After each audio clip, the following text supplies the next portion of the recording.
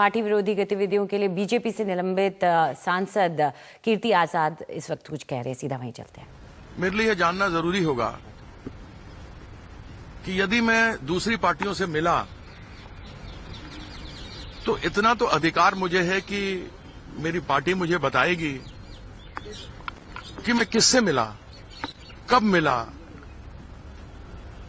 क्या मुझे सपना आया था आप पार्टी जो कल की पार्टी खड़ी हुई है वो 9 साल पहले मुझे सपना आ गया। इतना बड़ा ज्ञानी अंतर्ध्यानी तो नहीं हूं मैं कि वो पार्टी आने वाली है इसलिए उसके साथ मैंने तब से शुरू कर दिया था।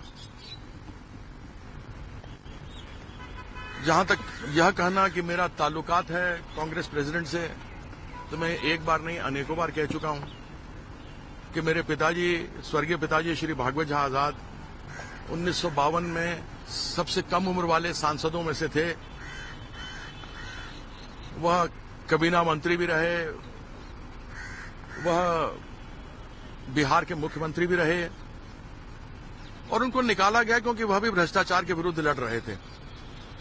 मेरे पिताजी वहां के coal mafia, education mafia, Biscomaun mafia के विरुद्ध लड़ रहे थे, तो उन्हें वहां से इसलिए हटाया गया था। भारतीय जनता पार्टी की, राष्ट्रीय सेवक संघ की सदैव यह बात रही कि भ्रष्टाचार हटना चाहिए।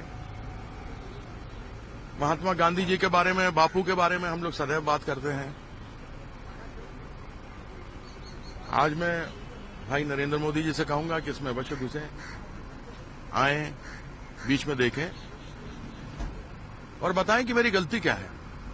स्पेसिफिक आंसर्स की जरूरत है और मैं भी आज शाम तक में वापस लिखूंगा अपनी पार्टी को।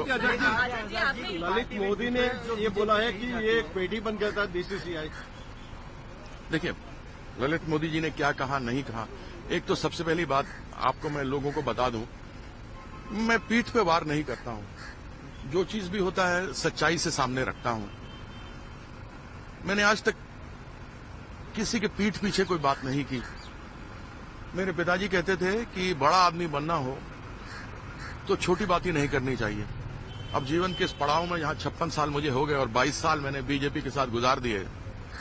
1993 में बीजेपी के जो सोच थी, जो भ्रष्टाचार के विरुद्ध लड़ने की बात थी, एक कानून की बात थी, एक देश की बात थी, मैं उसको लेकर के भारतीय जनता पार्टी में आया था। नहीं तो मंत्री बनने का मौका तो कांग्रेस में मेरे पास 1988 में था, जब मेरे पिताजी मुख्यमंत्री थे बिहार में और उनसे कहा गया था कि आप अब वहां चले गए हैं। स्वर्गीय राजीव गांधी जी ने कहा था और कहा था कि हम कीर्ति को यहां ले लेते हैं और फिर वो आगे इलेक्शन लड़ेगा, बाई इलेक्शन लड़ लेगा और यहां मंत्री हो जाएगा। बिहार देखिए वो सेंटर में रहेगा।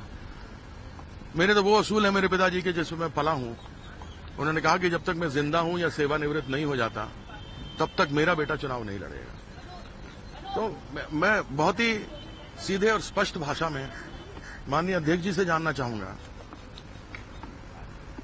कि मुझे जो नोटिस मिला है, आपको शायद एक ही लाइन मिला है, मैं स्पेसिफिक जानकारी चाहूंगा। अगर वो मुझे मिल जाएगी तो मैं बड़ा कृतज्ञ रहूंगा और फिर जवाब देने में भी आसानी होगी। मोदी जी कहते हैं मैं खाता नहीं हूँ, खाने देता नहीं हूँ, तो कहीं ना कहीं लगता है आपको कि आपके साथ जो हुआ है वो उन्हीं के मंत्री पे जब आई तब सारी बात पलट गई? वो कहते कुछ है, करते कुछ। मैं इसमें कुछ नहीं कह सकता। मेरी आवाज उठती रही है, भ्रष्टाचार के विरुद्ध मैं आवाज उठाता रहूंगा। मेरे पास बहुत कुछ है लेकिन मैं किसी को शर्मिंदा नहीं करना चाहता, क्योंकि किसी को पीठ पर मार के क्या फायदा। मैं इससे विश्वास नहीं करता। राहुल गांधी ने भी आपको सपोर्ट किया है, शत्रु जी ने भी सपोर्ट किया। ये बात बोली कि मोदी जी बोलते थे खाना नहीं। अब सपोर्ट किया है जिन्होंने, उनका धन्यवाद करता हूं, लेकिन यह मामला पार्टी के अंदर का मामला है। अभी तो मुझे सस्पेंड किया गया है। जब तक मुझे एक्सपेल नहीं करते तब तक देखते हैं। सर, लगता है शत्रु जी जिस तरीके से आपके सपोर्ट में खड़े थे, अगर उनके खिलाफ भी कार्यवाही की जाएगी? शत्रु जी ने क्या कहा है? उन्होंने ऐसी कोई गलत बात तो नहीं कही। उन्होंने यही बात कही ना कि जो आप बता रहे हैं टेलीविजन पे, क्या कहा उन्होंने यही कहा ना कि Kirti is the boy of the day. तो बॉय ऑफ द डे बोल दिया तो ठीक है ना, मुझे सस्पेंशन मिल गया तो बॉय ऑफ द डे हूँ। अच्छा आजाद मोदी जी, जी से बीजेपी उम्मीद है पार्टी कि विद मोदी जी डिफरेंस कही जाती है और इसी पार्टी में आपको बोलने की आजादी नहीं है, ऐसा आप मानते हैं? आजादी होती नहीं होती, ऐसी बात तो नहीं है। मैंने पार्टी के बारे में तो कुछ बोला ही नहीं कि मेरी आजादी को रोका गया है। मैं तो भ्रष्टाचार के विरुद्ध बोल रहा हूं, उसका पार्टी से क्या लेना देना है? ये तो मैटर पार्टी का है ही नहीं। मैंने आपसे कहा ना, तो बीसीसीआई का भी मामला होना चाहिए।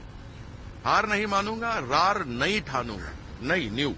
सर कहीं ना कहीं आप चाहते हैं कि अब मोदी जी इसमें इंटरवीन करें और अवश्य करना चाहिए। मार्गदर्शक मंडल को इंटरवीन करना चाहिए। जितने भी सीनियर लोग उनको आना चाहिए। मुझे बताइए तो सही, मेरा गुनाह क्या है? कोई स्पेसिफिक मुझे पता लग जाए कि मेरा गुनाह क्या है, तो मुझे अच्छा लगेगा। तो अब आप क्या चाहते हैं? अब क्या चाहते हैं? अगर बीजेपी में आप वापस नहीं लिए गए आपको, तो क्या रहेगा आपका अगला कदम? आपकी व्यू रचना नहीं, ऐसा है कि अभी तो मुझे सस्पेंड किया ना पार्टी से, मतलब मैं किसी इलेक्शन में नहीं जा सकता, पार्टी ही किसी कार्यक्रम में भाग नहीं ले सकता, लेकिन पार्टी लाइन मुझ पर लगेगी। तो मुझे कोई समस्या नहीं है। अभी मैंने तय नहीं किया। मैं तो इस अहमदाबाद बापू की पवित्र भूमि पर आया हूं, सरदार पटेल की पवित्र भूमि पर आया हूं, अपने व्यक्तिगत निजी कार्य से आया हूं।